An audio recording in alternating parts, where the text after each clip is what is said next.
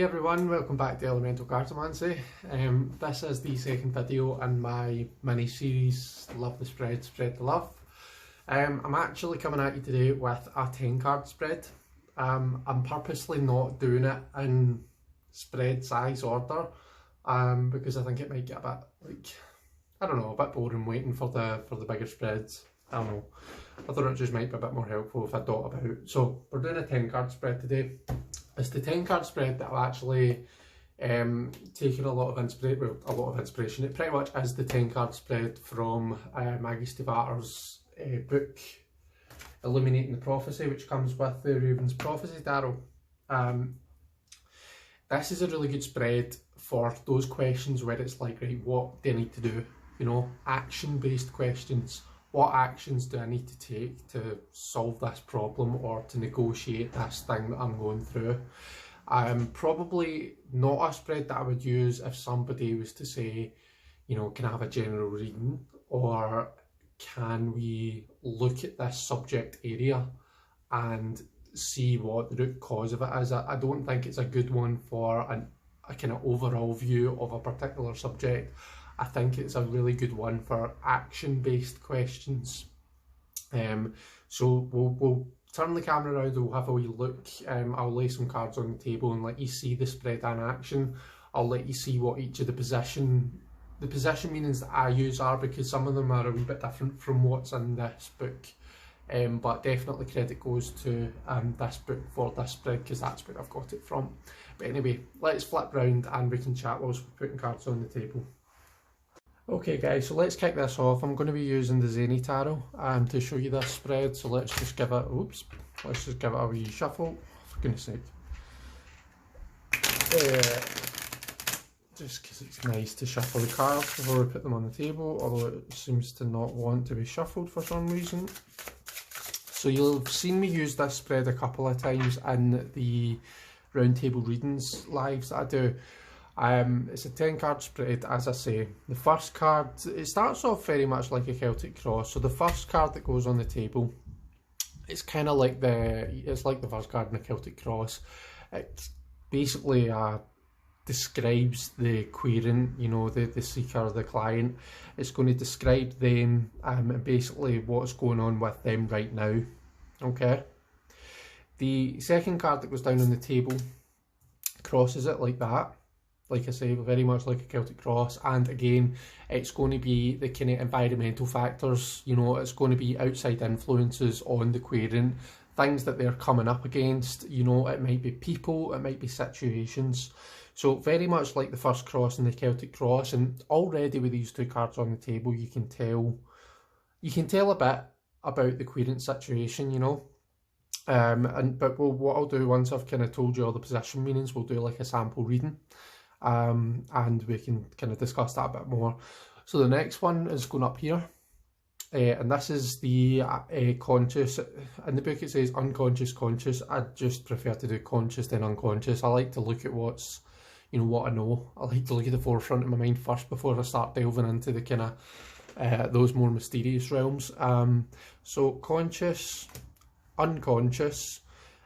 So in terms of the question, these are basically, you know, things that are at the forefront. The conscious would describe things that are at the forefront of the questioner's mind in terms of the question. So if it's like kind of, what can I do to improve my love relationship with my other half or something like that, then these are things that the questioner's actively thinking about.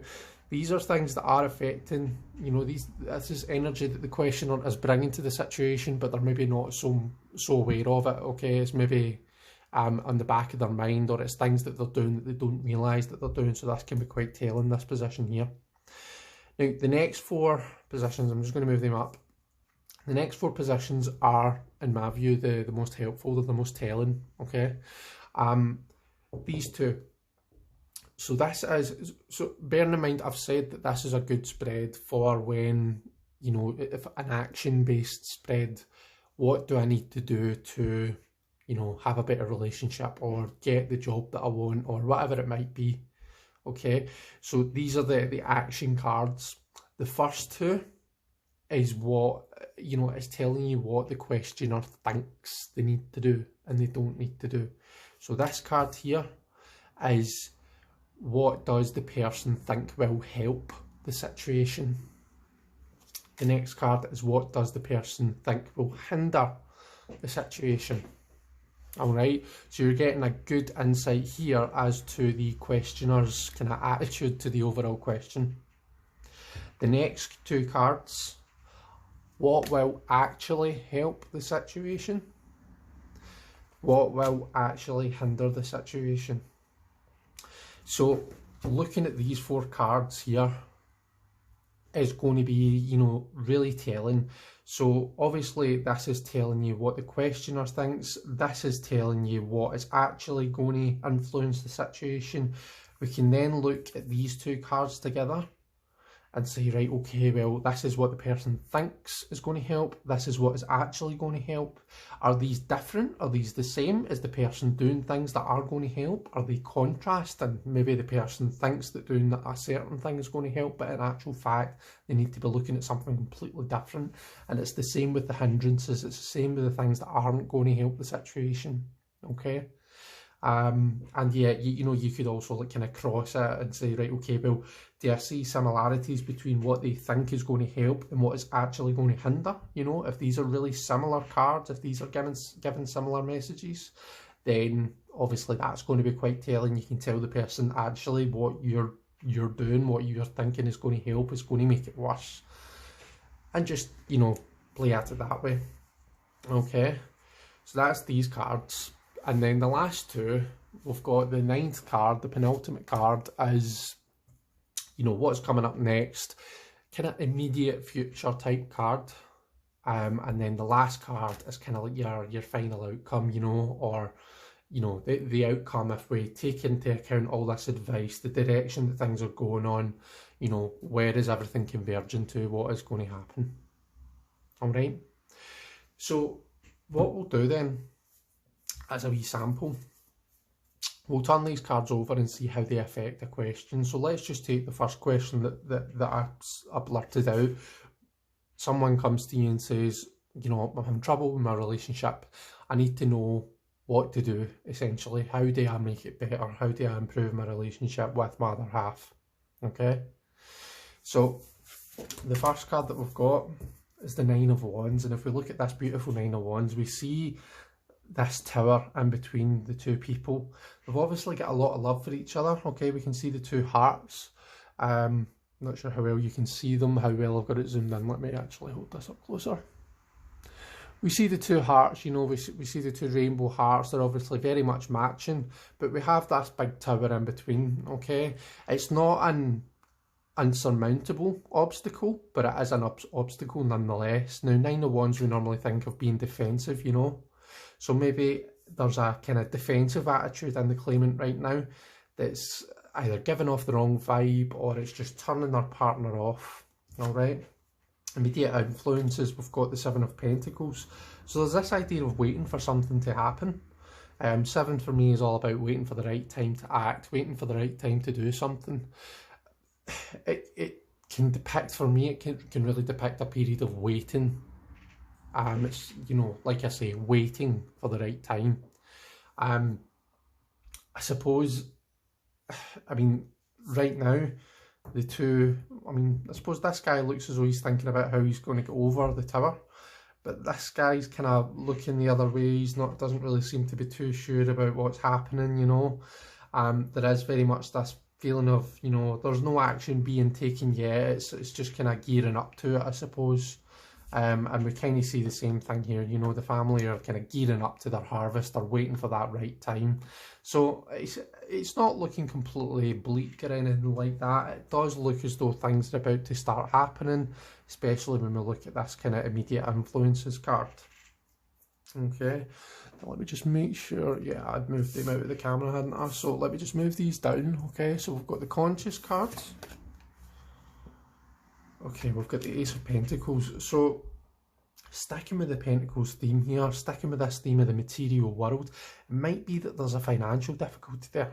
you know, that's maybe exacerbating the situation. I mean, it's in the conscious mind here, you know, so it seems to be very much at the forefront of the situation, of the querent's mind. And this is where you can turn around to your questioner and say, right, okay, well, you know, I'm seeing some sort of new situation. We're waiting for some sort of new injection of, is it money? You know, are we waiting for our health to get better? Well, what is happening here? What exactly is it that we're waiting on that's kind of like right at the front of your mind, you know? Let's look at the unconscious card. We've got this Ten of Cups. So, I mean, there is this underlying happiness, you know. We see the man in his dug, as we say in Scotland. You know, they're best friends. There's a great relationship there. We see the rainbow, we see the radiant sun. All 10 cups are full. You know, we've got exactly what we need. All right, so although there's struggles, this is looking really promising, albeit the happiness is maybe more at the back of the mind, it's more in the unconscious, and it seems to be these, whether it's money troubles or whatever it is, that are kind of taking the steering wheel a wee bit here. Okay, what does the person think is going to help the situation? We've got the King of Swords, so definitely honesty, maybe, really being quite blunt about the situation. King of Swords for me has this almost cold, blunt honesty about him. He sees the facts as they are and he'll call them out as they are, essentially, which can be a really good thing, you know, if you're in a situation that needs, you know, that just needs to be called out for what it is. We need to call a spade or call a sword if you know, as the situation may be. And I mean, the owl representing wisdom, you know, we've got the butterfly that could represent, you know, some sort of spiritual awakening. So we're looking at the situation, looking at the facts, really using the intellect in order to, you know, almost shed some sort of new light, shed some sort of new awakening on the situation. That is what your questioner is thinking about doing right now. Okay, what do they think is going to hinder the situation?